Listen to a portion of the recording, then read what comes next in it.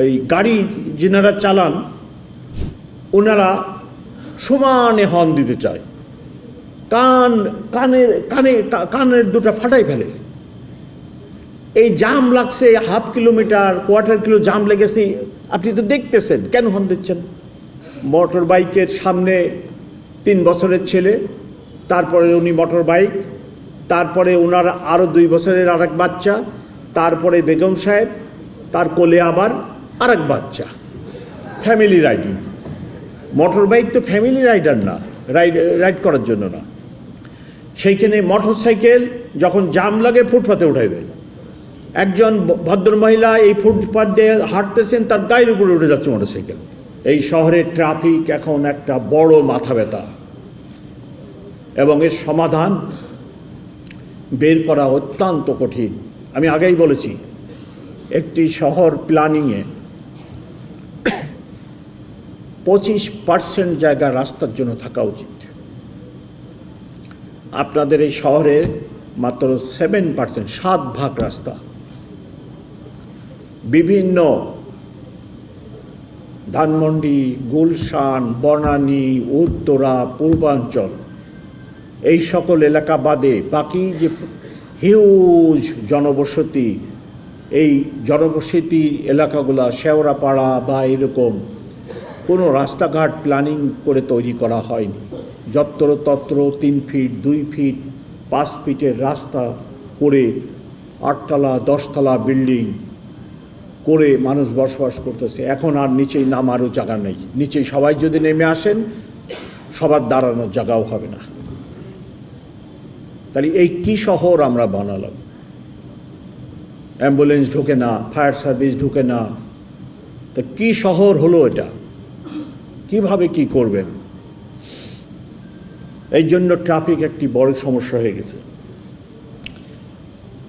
ইদানিং যুক্ত হয়েছে অটোরিকশা। ম্যানুয়ালি যে রিক্সাগুলো চলতো, পায়ে চালিত, এই রিক্সাগুলোর সাইজ একটু ছোট ছিল। অটোরিকশার সাইজটা আবার তার চেয়েও বড়, যদিও এটা কমফোর্টেবল। ম্যানুয়ালি রিক্সার চেয়ে অটোরিকশাগুলো কমফোর্টেবল, কিন্তু স্পেস তো আপনার রাস্তার বেশি নিয়ে নিচ্ছে। এবং এই অটোরিকশা এত দ্রুত গতিতে বৃদ্ধি পাচ্ছে যে অচিরেই এটাকে যদি স্টপ না করা হয় সংখ্যা, আপনারা আর কেউ ঘর থেকে বেরোতে পারবেন না। আপনি বের হয়েই দেখবেন অটোরিকশার জাম লেগে ধরে আছে, আপনার জন্য আর কোনো জায়গা নেই। এই রূপ অবস্থার সৃষ্টি হবে। তার প্রধান কারণ, একটি অটোরিকশা বানাইতে 80 থেকে 90 হাজার টাকা লাগে, এবং রিটার্ন হিসেবে আপনি প্রতিদিন আপনার লাভ হয় বা রিটার্ন বেনিফিট পাচ্ছেন 500 থেকে 600 টাকা।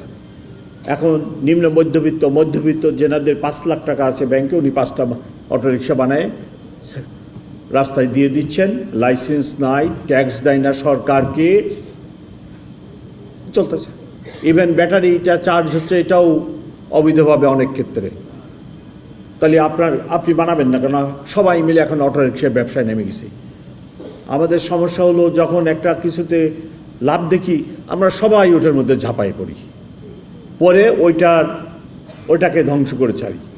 আমি সরকারের সাথে কথা বলছি এবং ব্যবস্থা নিতে বলছি যে অটোরিকশাকে একটা সীমিত নাম্বারে আনতে হবে, যে এই শহরে কত অটোরিকশা আমরা অ্যাকোমোডেট করতে সক্ষম, এবং তাদেরকে লাইসেন্স দিতে হবে, এবং তাদেরকে একটা ট্যাক্সও দিতে হবে, ট্যাক্সের আনতে হবে। আপনি সরকারের জনগণের টাকায় তৈরি রাস্তা ব্যবহার করবেন, অথচ ট্যাক্স দিবেন না, এটা তো পৃথিবীর কোথাও নেই এরকম কিছু। সো এই ব্যবস্থাও নিতে হবে, আদারওয়াইজ আপনারা কিন্তু আর রাস্তা থেকে বেরোতে পারবেন না।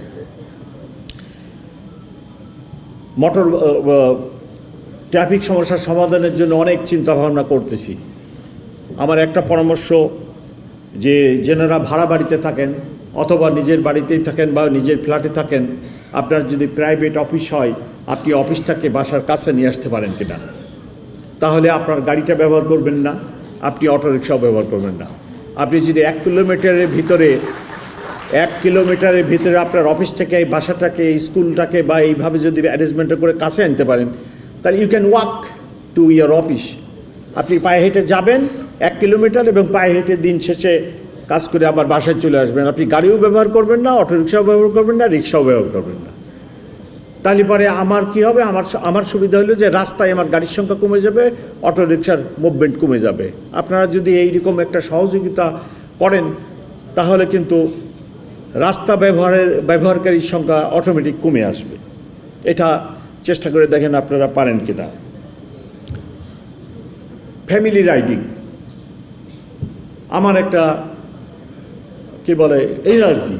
আমি এই রাস্তায় বেরোলেই যখন এক মোটর বাইকের সামনে 3 বছরের ছেলে, তারপরে উনি মোটর বাইক, তারপরে ওনার আরও 2 বছরের আরেক বাচ্চা, তারপরে বেগম সাহেব, তার কোলে আবার আরেক বাচ্চা, ফ্যামিলি রাইডিং। মোটর বাইক তো ফ্যামিলি রাইডার না, রাইড করার জন্য না।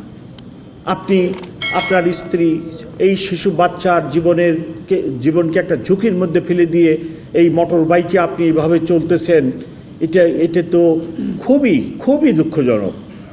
একটি অ্যাক্সিডেন্ট আপনার এই ফ্যামিলিটাকে কোথায় নিয়ে যাবে?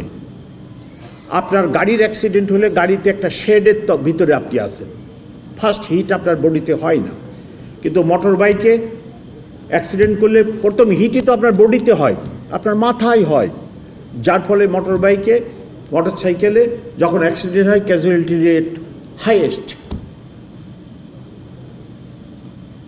সো আমি আমার ট্রাফিক দিয়ে অত্যন্ত কড়াকড়ি করতেছি যে মোটর বাইক ফ্যামিলি রাইডার হিসাবে ব্যবহার করা যাবে না।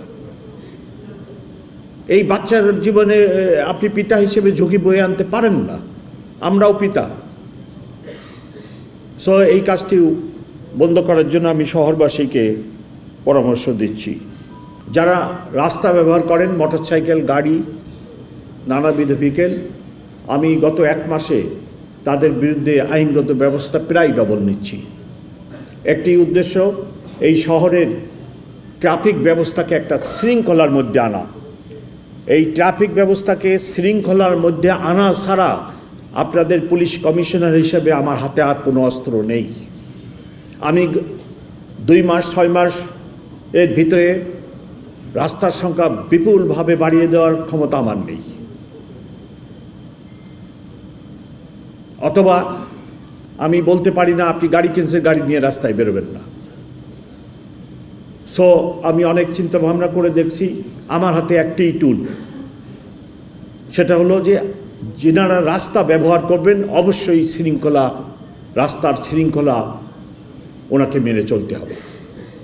তার জন্য এটা মুখে বলে লাভ হয় না। ইভেন আমরা অবিবেচকের মতো, যেখানে হাইকোর্টের নির্দেশ আছে যে আপনি মোটরসাইকেল ফুটপাতে উঠাবেন না, সেইখানে মোটরসাইকেল যখন জাম লাগে ফুটপাতে উঠাই দেয়। একজন ভদ্রমহিলা এই ফুটপাত দিয়ে হাঁটতেছেন, তার গায়ের উপরে উঠে যাচ্ছে মোটরসাইকেল। এটা তো আমরা মেনে নিতে পারি না। ফুটপাতে মানুষ হাঁটবে, জাম লাগছে, অনেক সময় আমি দেখছি জাম যদি দীর্ঘ সময় হয়ে যায়, বাসের যাত্রী অন্যরা নামে ফুটপাত দিয়ে হাঁটে সামনে আগায় যায়, তখন মোটরসাইকেলও আবার এই ফুটপাতে উঠে পড়ে। তাহলে উনি হাঁটবেন কি করে? এই অবিবেচকের মতো কাজ করলে তো ট্রাফিক ব্যবস্থা ঠিক হবে না এবং মানুষ স্বাচ্ছন্দ্যে চলাচলও করতে পারবে না। সো ট্রাফিকের শৃঙ্খলা ফিরিয়ে আনাই আমার প্রধান লক্ষ্য। এই জন্য ট্রাফিক আইন ভঙ্গকারীকে কোনো রকম ছাড় দেওয়া হবে না, তাদেরকে আমি প্রসিকিউট করব এবং আমি এই ব্যাপারে আমার অফিসারদেরকে কঠোর নির্দেশ দান করছি। আরেকটা হলো, এই গাড়ি যিনারা চালান ওনারা সমানে হর্ন দিতে চায়, কানের দুটো ফাটাই ফেলে। এই জাম লাগছে, হাফ কিলোমিটার, কোয়ার্টার কিলো জাম লেগেছে, আপনি তো দেখতেছেন, কেন হর্ন দিচ্ছেন? স্কুলের সামনে, হাসপাতালের সামনে, মানে সমানে এটা বাজাতে থাকে। ওয়াই? পৃথিবীর সব শহরে কি হর্ন বাজে? বড় বড় শহরে কি হর্ন দেয় গাড়ির চালকরা? আমি কি সেই শহর দেখে আসি নাই? সারা দিনে একটা লোক একটা হর্ন বাজায় না।